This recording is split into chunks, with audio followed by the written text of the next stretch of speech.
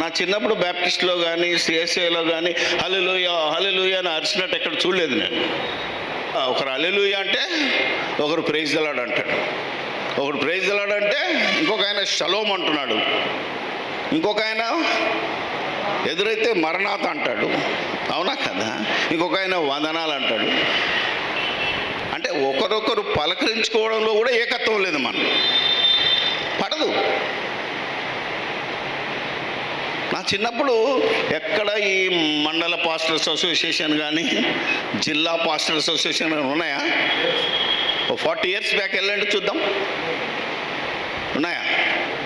ఇప్పుడు వచ్చాయి. వచ్చిన వీళ్ళందరినీ వాక్యంలో ఏకం చేయాలి. ఇది నా గోల్. నేను సువార్తలోకి వచ్చినప్పుడు, క్రీస్తులోనికి వచ్చినప్పుడు, యోహాను సువార్త 17వ అధ్యాయం 21లో ఒక మాట ఉంటుంది, నాకు చాలా నచ్చింది. అది సేసేవారిలో కూడా అదొక మూలవాక్యం.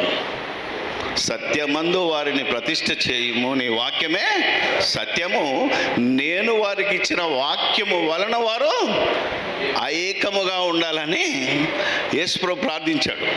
ఒకే వాక్యం వలన క్రైస్తవులందరూ ఒక్కటిగా ఉండాలి.